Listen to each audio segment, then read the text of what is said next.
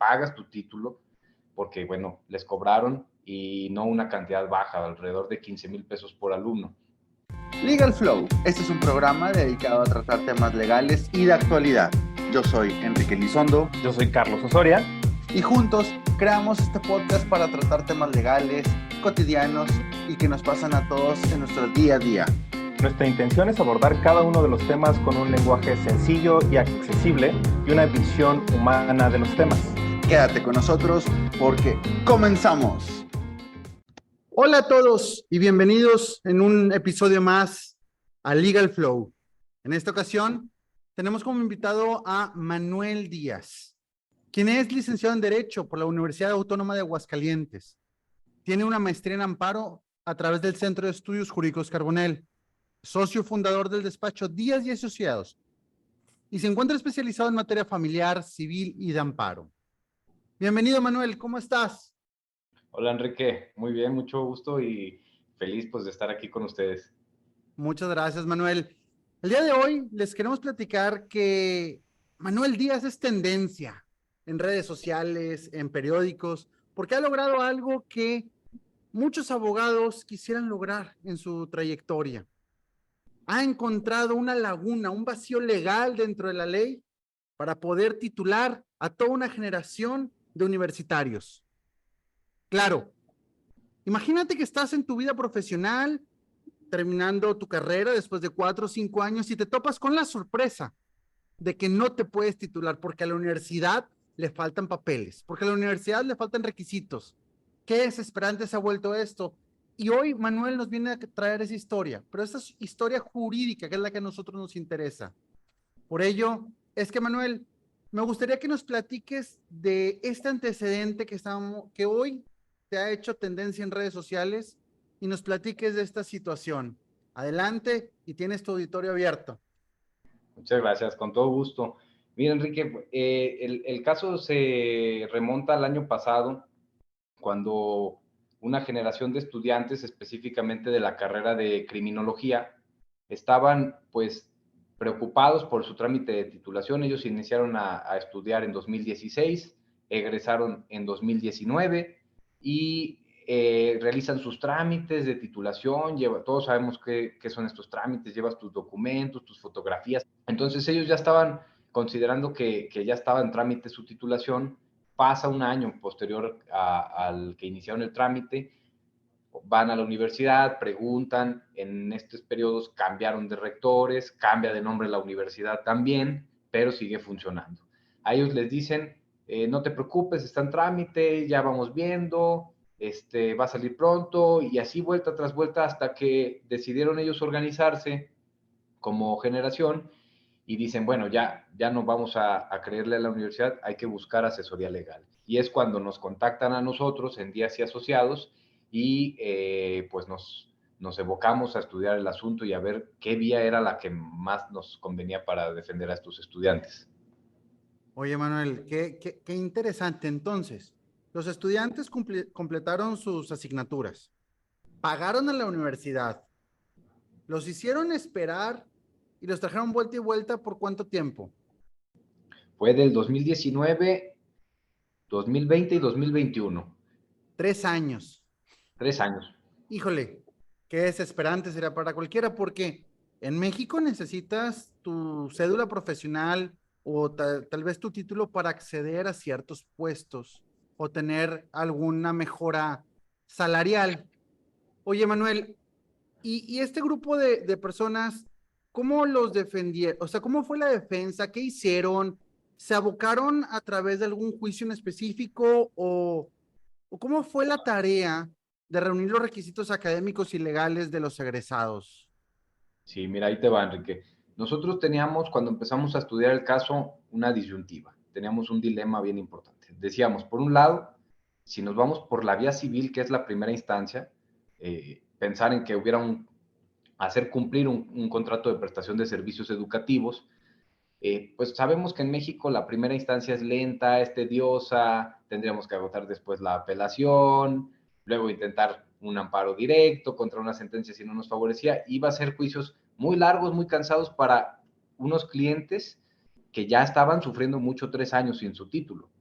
que ahorita retomando lo que mencionabas, que se requiere el título para acceder a muchos cargos. En específico hay profesiones, de acuerdo a las leyes de profesiones de cada entidad, que exigen que para poder ejercerla, aunque no sean un cargo, sino como particulares, hay que tener el título. Cuestión que se actualiza con, por ejemplo, los abogados o los criminólogos. Y la mayoría querían acceder a cargos, por ejemplo, en la Fiscalía de Aguascalientes, y no podían ni siquiera calificar. Entonces, cuando analizamos nosotros las vías, en un estudio de ello, pues nos dimos cuenta que la fracción tercera del artículo quinto de la ley de amparo establece que el amparo también procede contra actos de particulares.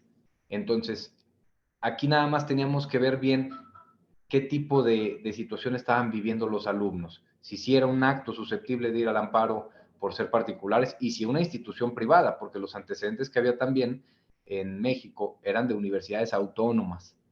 Entonces, las podían considerar como parte del Estado al ser públicas y las privadas no. Cuando empezamos a estudiar eso, nos damos cuenta de que sí podíamos vincular a la universidad como una autoridad responsable, porque bueno, hay que aclararle a tu audiencia que el amparo por regla general procede contra autoridades y excepcionalmente con particulares. Claro, Entonces, porque tienen que ser casos muy específicos de los particulares, no nada más por ser el dueño de una torre de apartamentos o por ser el claro, que te renta las oficinas. No, tiene que tener un carácter especial. Y es sí, ahí sí. donde tú encontraste ese carácter de la universidad. Ese carácter, ¿dónde nace? En que la universidad está ejerciendo primero una función que es originaria del Estado, que es el derecho a la educación, está reconocido en nuestro artículo tercero constitucional. Y segundo, que está en una posición jerárquica por encima de nuestros clientes, que son los alumnos. Esa posición jerárquica es que el alumno, aunque quisiera, no puede iniciar su trámite de titulación, porque al final de cuentas es la universidad la obligada a hacerlo. Yo no puedo llegar a la SEP y decirle, oiga, vengo a titularme, aquí están mis exámenes. Porque lo primero que me va a decir la SEP es, váyase usted a su universidad y pida el título allá. Porque quienes nos mandan los papeles y quien firma su título es el rector de su universidad, no nosotros. Y muchas veces, fíjate, como experiencia, muchas veces en esa tramitología de llevar papelería, de llevar documentación, te topas que te piden documentos a veces hasta imposibles de conseguir. Yo recuerdo cuando inicié mi carrera profesional, como yo no pertenecía a la Autónoma de Nuevo León, venía de escuela particular, me pidieron una serie de requisitos como si fuera extranjero de la Universidad Autónoma. Entonces, te piden que certificaciones, que revalides, que hagas pagos extraordinarios y todo eso lo entiendes porque quieres cursar esa carrera. Y ahora, Claro. al momento de salir y querer tener tu título, volvemos al mismo tema de la tramitología y se vuelve complicado. Entonces, de lo que me estás diciendo, veo algo muy interesante. La universidad privada tiene el carácter de autoridad responsable derivado, que es auxiliar en el derecho fundamental de la educación, de transmitir educación. Y a partir de esto, tú de ahí pudiste acomodarlo como autoridad responsable y con ello promover el juicio de amparo, ¿verdad? Así es. Entonces, Manuel, mi pregunta es, además de la omisión de no tener el título, ¿qué medidas se pueden tomar para que los egresados pudieran haber remediado su situación para obtener el título? Ok, aquí es bien importante decirle a la gente, o sea, quien se encuentre en este supuesto, porque sabemos y con quienes más se da son con las universidades privadas en México, porque las universidades públicas o autónomas suelen tener prácticamente siempre en regla su documentación, pero para ello podemos verificar varias cosas y es el consejo que les daríamos. Antes de que ingresen a una institución privada a estudiar su carrera, la SEP tiene en su página web, si buscan en Google, registro de validez oficial, pueden buscar y ponen el nombre de su institución y la carrera, porque pueden tener para muchas carreras y para ciertas no, como sucedió en estos casos, que se dan con la confianza y dicen, oye, es que si tienen para la de medicina, bueno, pero para la criminología no tenían, y fue donde se suscitó el caso. Entonces pueden verificarlo, su información pública, y entonces ven si está en regla o no la universidad. También lo pueden hacer acercándose a la SEP o al Instituto de Educación Local de cada entidad. Pueden ir, preguntan, oye, ¿me puedes dar información sobre si esta universidad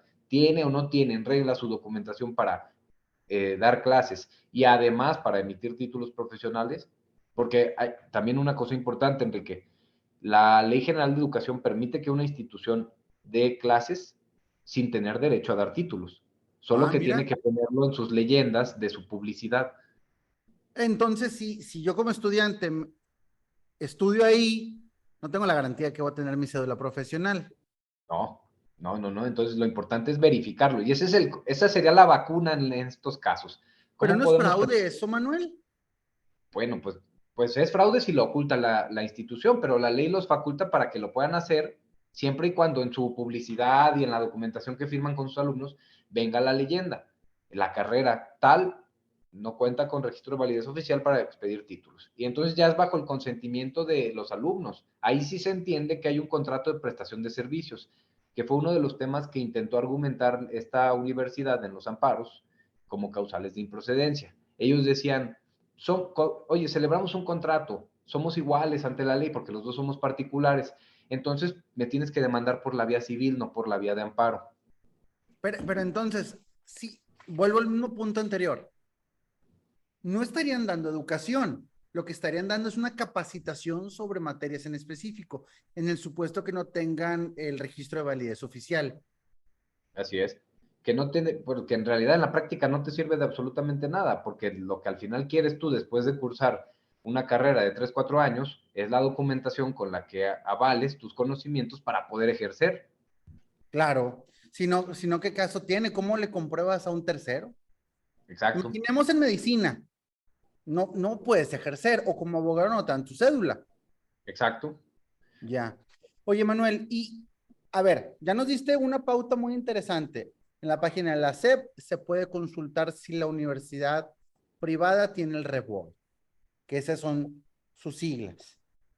Pero tengo una duda. ¿Ese registro de validez oficial tiene alguna vigencia? Porque si yo como estudiante me meto hoy en el 2023, pero en el 2027 que esté saliendo, mm, perdió ese registro en la universidad, ¿me está afectando o son registros eternos o cómo funciona? No, tienen que estar en constante renovación. Los periodos los establece la SEP, suelen sacar acuerdos generales en su publicación y de acuerdo a las carreras y tienen que estar allegando ellos. Las instituciones tienen que cumplir con una serie de reglamentos y de pautas que establece la SEP para que avale la SEP esas carreras y que puedan expedir títulos. Entre ellos está lo que es muy importante, el plan de estudios, que es muy específico de cada carrera y de cada universidad, pero manda su plan de estudios, manda su reglamento y que este vaya empatado con los estándares de educación que tiene la SEP y entonces les autorizan el REBOI. Y la vigencia, de hecho, en la página que te comento, cuando buscan una carrera, va a salir si es vigente o no, si es nacional o estatal solamente, como cédula estatal la que te van a poder dar, o en cuyo defecto, si hasta qué año dura, ahí viene el periodo. Suelen darlos, yo he visto los últimos hasta de 10 años. El problema es que aunque esté en el lapso, puede interrumpirlo la SEP si ve una irregularidad.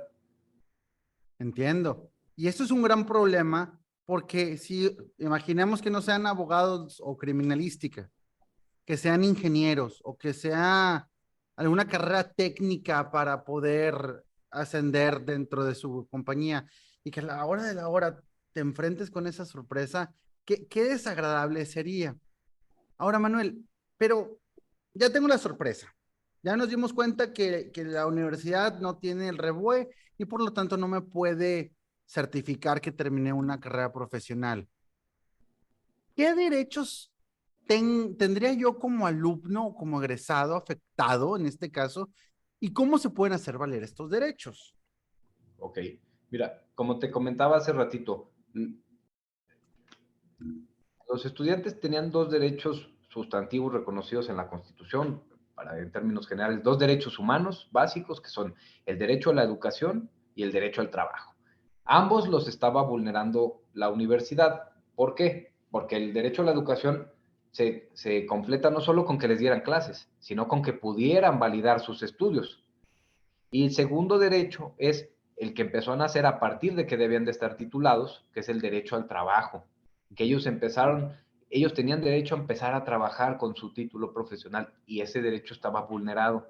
Entonces, partiendo de esos dos derechos humanos violados, dos derechos fundamentales, ¿qué derecho tienen los alumnos o cualquier persona que se encuentre en esta situación? Tienen derecho a promover el juicio de amparo, que como lo comentábamos, con esta excepción a la regla general, pueden demandar a una universidad particular y en ella probar que fueron estudiantes que acreditaron todos los requisitos para ser egresados, para poder tener su título, que en términos generales, pues, varían de cada carrera y cada universidad, pero suelen ser, si tuviéramos que enunciar algunos, puedes cumplir con todas tus materias aprobadas, tener tus asistencias, haber cursado el servicio social y tus prácticas profesionales, no tener adeudos de colegiaturas, etcétera. Son los requisitos internos que establecen siempre. Haber pagado el título, y entonces ellos ya habían cumplido. Cuando ellos tenían sus registros, sus documentaciones, sus recibos de pago, todo esto se presenta en los juicios como parte del material probatorio, y con ello acreditamos, pues, que primero que fueron estudiantes, segundo, y esto me recuerda, Enrique, una cosa vergonzosa para esas universidades, que había alumnos con excelencia, que salieron con promedio de 10 y no pudieron tener su título en 3 años. Qué barbaridad, oye, qué delicado. Oye, Manuel, entonces, al tener el derecho fundamental de la educación afectado y por transversalidad el derecho del trabajo, la universidad tiene que hacer alguna reparación de daño al convertirse en autoridad responsable. Mira, como el efecto del juicio de amparo o lo que persigue aquí es la reparación a esa afectación, vaya, aquí lo que buscábamos y lo que reclamábamos es que cumplan con el segundo párrafo del artículo 141 de la Ley General de Educación, que en específico dice que son las universidades quienes tienen que dar el título. No dice la SEP, no dice el Instituto de Educación de Aguascalientes o de Chihuahua, dice las instituciones privadas deben de expedir certificados y títulos a sus egresados. Entonces nosotros nos evocamos a solo pedir eso. ¿Qué sucede? ¿Qué hipótesis se pueden derivar de otros casos? Vamos a pensar que al final una universidad no pudiera, porque está imposibilitada, para cumplir con la sentencia, porque viéramos que no llegan a ese objetivo, no pueden dar títulos, pues. En este caso, con el cumplimiento de la sentencia se les obligó, ellos regularizaron y se vinculó a la SEP como autoridad vinculada al cumplimiento y le dieron una celeridad pues impresionante para cumplir. ¿Cuánto tiempo? El juicio duró un año, ya con la ejecución.